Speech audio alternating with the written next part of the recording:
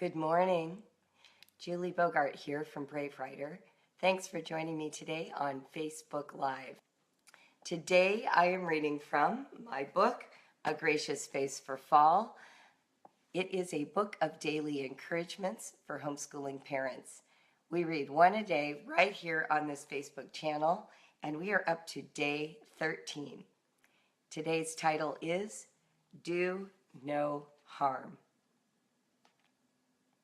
You may not yet be acquainted with my writing guru, Peter Elbow. I frequently refer to him and his philosophy of writing. Here's one of his quotes I just love. Quote, "Most students benefit when they feel that writing is a transaction between human beings rather than an exercise in getting something right or wrong. For this reason, I try to make my comments on student writing sound like they come from a human reader rather than from an impersonal machine or a magisterial, all-knowing God source. Thus, instead of saying, quote, 'The organization is unclear here,' I like to say, 'I got confused by your organization here.' Instead of unconvincing, 'I'm unconvinced.' Instead of diction, too slangy for me here. Instead of awk for awkward, 'I stumbled here.'" Elbow's mantra in giving feedback is, "At least do no harm." One of the benefits of being a parent as writing coach is you can have conversations about writing. You can say things to your child in the same manner you would talk about how to use the remote control or what to make for dinner. Quote, "I love this part. Got my heart pumping. I got a little lost here, but you got me back on track. Here." Quote, "I wish I knew more about this person." And, quote, "I wonder what happens next." So much better than focus on your tone. Your organization is hard to follow, and you need more facts here. The best coaching entices the writer to imagine new possibilities in the writing.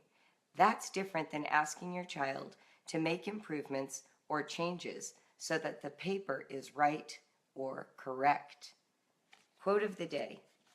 I love that Brave Writer helps me to translate what I now say into more relational jargon.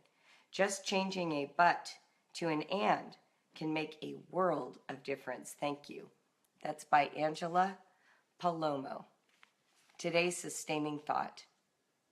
Today, I choose to speak kind words to my kids as a human being who loves them, not as an instructor correcting them.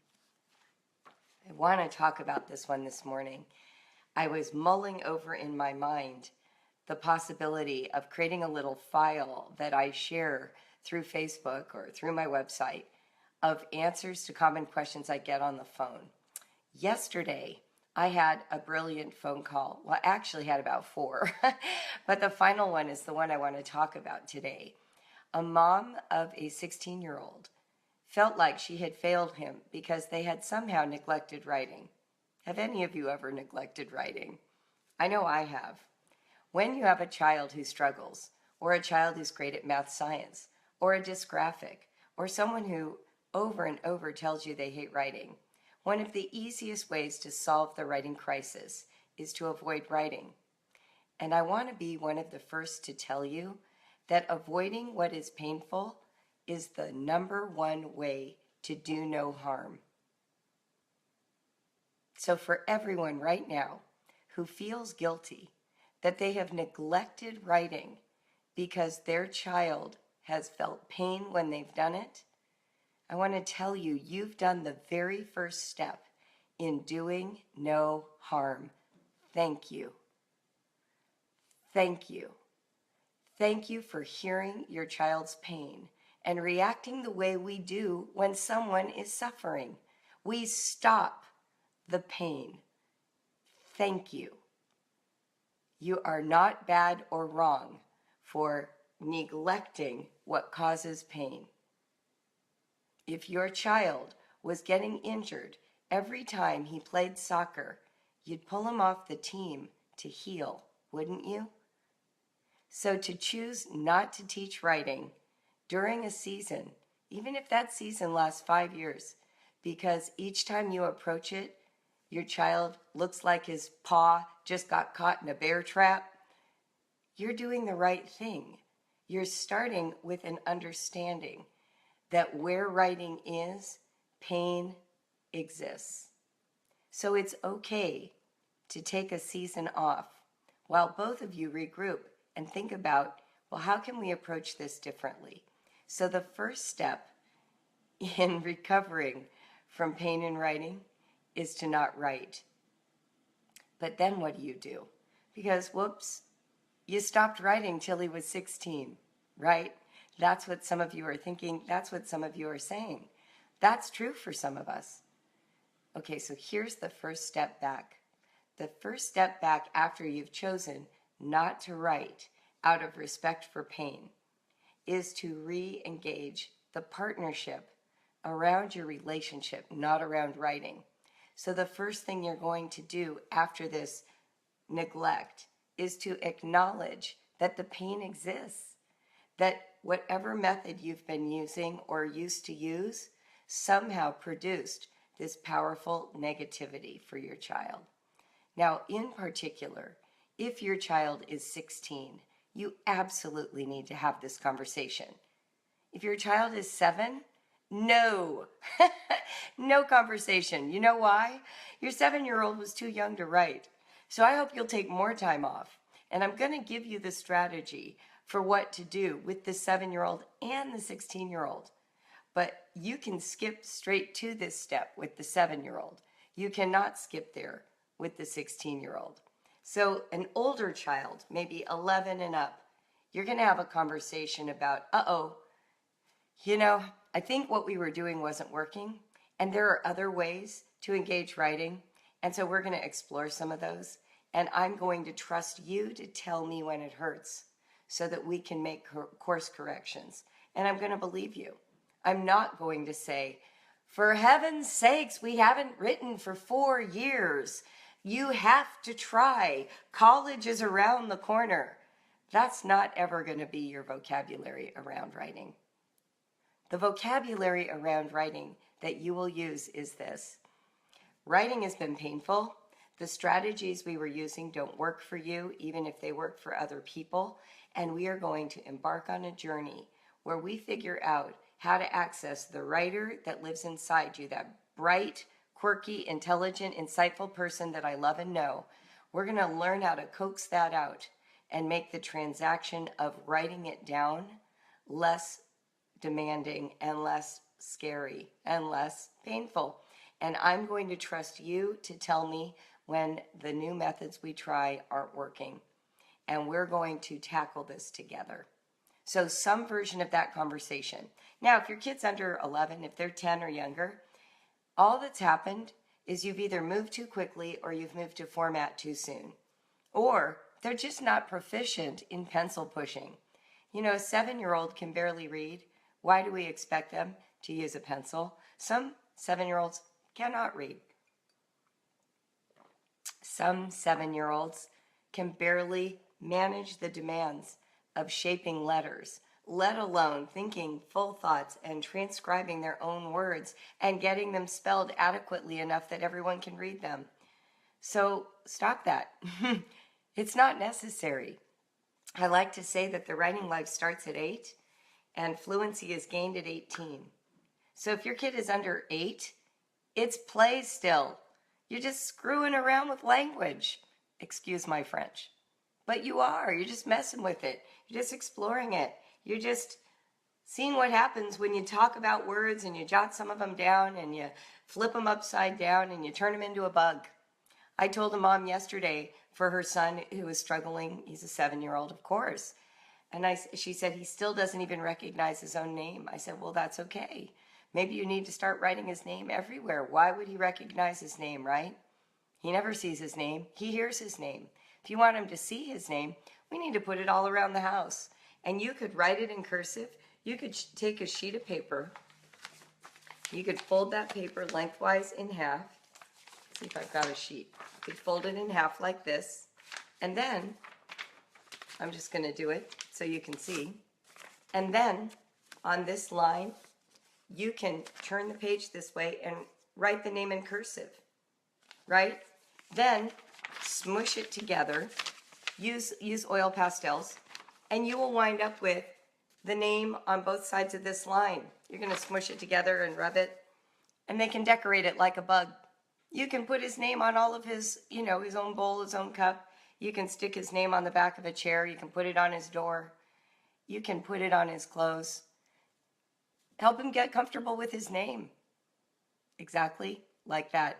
So when they're little, play with words. But between 8 and 10, and now after you've had the conversation with the 11 through 15-year-old, yes, free writes are not for kids under 8. No, they're too young. You cannot be expected to generate original thought and write all at the same time when you barely can read, because you don't have the automaticity yet with the pencil and with the reading function, which is what creates spelling. You don't have it. It's not fluent. So you know what you have to do? You have to dumb down the content to match your skill level. And that means the writing isn't good. Meanwhile, your child has this absolute verbal fluency at age 5. We want that in writing, and I'm about to tell you how to get that out. So for a kid under 8, during the free write session, they can talk and you can jot it down for them. We're going to talk about that. So once you've had the talk with your 11 through 18-year-old, like, sorry, you've been in pain, we're going to change gears. And for 10 and under who are just blocked writers and you've backed off because they hate it, the next step is to jot down something they say when they least expect it. It's to listen for that moment when words are flowing out of their mouths at you. Now, you'll be stir-frying dinner. You're going to be driving to the dentist. Yeah, you got to pull over. You got to stop making dinner. You got to get off the phone. And you're going to grab a scratch sheet of paper, the back of an envelope, whatever you've got. And you're just going to start writing down what they're saying as they're saying it. Your kids will wonder. Your 16-year-old's going to be like, dude, Mom, what are you doing? Your 7-year-old is going to say, Mommy, why are you not looking at me? What are you writing? Your 11-year-old's going to be like, Mom, stop. What are you doing? And you're going to say back, this is so good. I want to write it down so I can read it later too. Fill in the blank. Your dad, your other mom, your sister, your grandma. And you're going to pull this writing out and you're going to read it at dinner in front of that child. And you're not going to talk about it like it's writing. You're just going to say, he was telling me how they won the game. And I was just so impressed with the detail. I wanted to write it down so I could read it to you because I knew I'd forget it. Like that. You can do this with a 16-year-old. Now, your 16-year-old might be like, Mom, stop. Don't write it down. And so at that moment, and this is true of any age, if they tell you to stop, you stop. But now you go into digital recorder mode. You start trying to listen to every word. And you, the second they are gone, write down everything you remember as best you can. And you still read it in front of that kid to an audience that's interested. Now, with young kids, you can then take that writing and toss it in the library basket, and every book you read aloud in the afternoon, you just pull up, oh, here's Aiden's writing. I'm going to go ahead and read this too. And then you go back to reading Patricia Polacco. But what you're going to do is include that person's writing in read aloud time. And you can start building it up. And guess what? Other kids are going to want to have their writing in that basket because we write to be heard. We don't write to be right or to be corrected or to get an A or to go to college or to pass 5th grade. We write to be heard, just like we don't read to pass a test. We don't read just to get out of 5th grade. We don't read just so we can take an SAT test. We read ultimately for pleasure, to learn something, to become an informed citizen. And we want our children to have that same connection with writing, that writing serves me. I don't serve writing. Writing is a tool for my benefit. I'm not a tool for the benefit of writing and my mother's academic record as a home educator, right? So, what are the steps? 1, neglect writing after you've done harm. There needs to be a recovery period. Healing has to occur. Number 2, talk to your children if they are older. And you can talk to young ones if they need it. But talk to your children that you're aware that damage occurred and it was on your watch and you're sorry for that. And you want to change course and try some new things and you're interested in your child's feedback. And you can talk about the fact that writing is a part of the academic journey and the education they need to have, but your ultimate goal is that writing will be as big a service to them as talking, that it's available to them when they need it. That's the purpose. Then number 3 is you're going to listen to that child in the natural course of the day, whether you're in the car, in the backyard, walking around the house, painting the bedroom. And when they come at you in the white-hot passion of speech, oh my gosh, Mom, did you see Rocky? He was chasing the squirrel in the backyard. It was incredible. First, Rocky ran off the deck, and then that squirrel was flying across the backyard, and I thought, oh, no way is Rocky going to get him this time. But guess what happened? When you hear that, you're like, oh my God, whoa, wait, I got to get the pencil. Here's my page. Keep going. And you start writing it down. Just write it down. Now, some kids are going to square their shoulders and they're going to tell you 3 times as much because they experience you writing down their words as being heard in a way they're not used to being heard. And occasionally a child will feel like they've lost your attention, so they'll ask you to stop. Now you have to make eye contact and really listen. Then you write it down. And that night at dinner,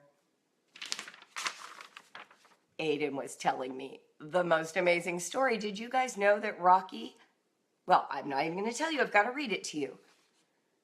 Aiden said, Mom, did you see Rocky? He was jumping off the deck. He ran across the backyard and the squirrel was flying. Like that. You get it read. Then everybody talks about it. Well, then what happened? Oh my gosh, he caught the squirrel? Oh, is the squirrel okay? Like that. You don't say, oh, what a lovely piece of writing. I'm so glad to see you making progress. No, that's not what any writer wants to hear. The last thing I would ever want you to write about anything I post on my blog is, what a nice job you've done with that blog. You are really improving. Over the last 6 months, I've noticed a great deal of improvement in your writing. I want you to read the blog and then write me and say, well, that was amazing. I tried what you said and it made a difference. That's what I'm looking for. I don't know about you, but if I went to your blog and I wrote beautiful use of commas, would you feel better? Would you say to me, wow, Julie read my blog. She really got it. She noticed how well I punctuate. I don't think so. I think you want me to read your blog and notice some passion you have about homeschooling, your family, quilting, making butter from scratch, your understanding of the dynamics of astrophysics. I think that's what you want me to notice. Well, it's the same for your kids. It's not any different. So what do you do with this 16-year-old after you've jotted down what a 16-year-old says? Well, you acknowledge that the writing life lives inside and that what you did for the 16-year-old, the 16-year-old can learn to do for himself or herself. And the way we get there is very, very carefully. We start out with free writing.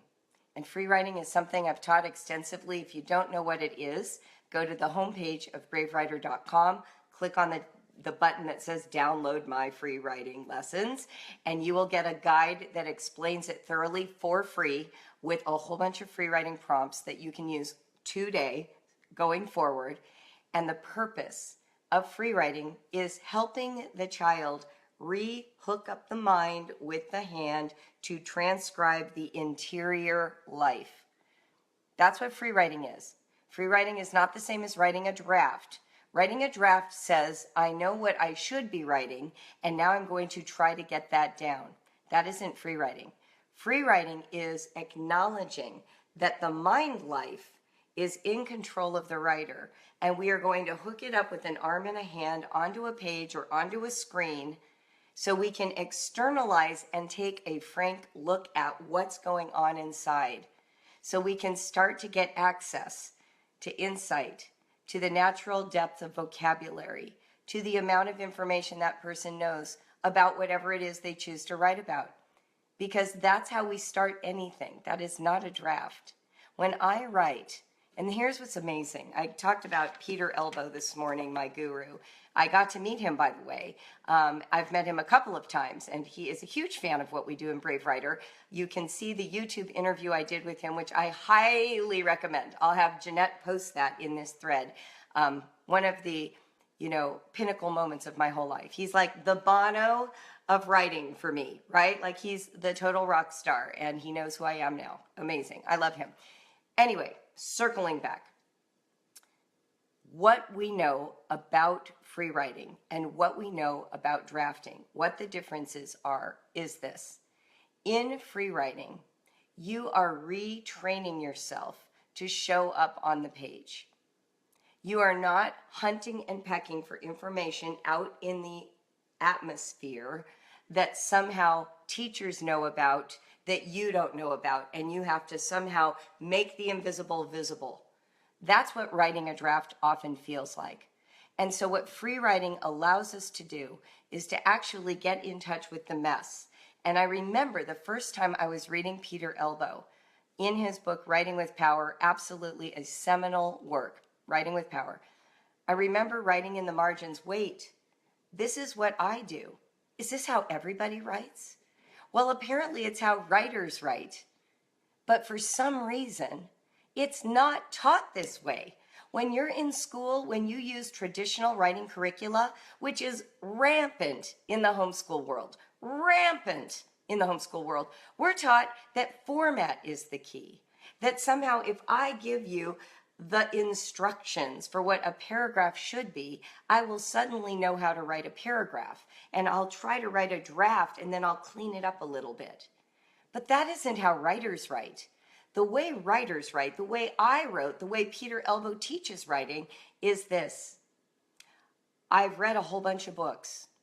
I've listened to a bunch of lectures.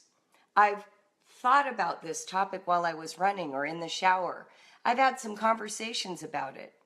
And now it's time to write. So I get this blank screen or this blank page, and I just start writing everything I want to say about it. In no particular order, with no particular goal, with no particular agenda. I don't start out knowing. I don't make a keyword outline. How in the world can I make an outline before I've even thought about it, before I've explored it in my own vocabulary? What if I don't know where I stand yet? Well, of course I shouldn't, because part of the journey of writing is finding out where you stand. If you come into it already knowing, that's only apologetics. That's not academic research. That's not academic inquiry. The goal isn't to just defend a position you take before you know what you're thinking about. The goal is to enter in, get to know the work, the ideas, the thoughts. Share the ones that are meaningful to you. Start to discover what you think. And we do this in a big mess, all over the page. That's how it works. Does that make sense? So, let me recap, because we can't obviously work all the way through high school writing in this short episode. Today's task for you is to do no harm, to read your children's work and to give them feedback that entices them forward. To be a human being who reads with love, who shares what they write with a loving human being, the other parent, their other siblings, their grandparents, to value the writer that lives inside of your children, and to give it the greatest space to emerge on the page without any critique, without any English teacher critique. Doesn't mean we can't grow the writing. I'm all about that if you have the Writer's Jungle, if you've taken any of our classes. But that's how you start. And then we'll talk more about how you continue on other broadcasts. My name is Julie Bogart. Today we read from my book, A Gracious Space for Fall. We are on day 13. We will continue tomorrow with day 14. Thank you so much for joining me, and I hope you'll be back tomorrow at 8 in the morning. If you have any questions about what we've discussed today, post them on Facebook, and I will answer them. And Jeanette and I will post links to blog entries and YouTube videos that may help you. Thanks again. Live honestly, write bravely. Have a fantastic day.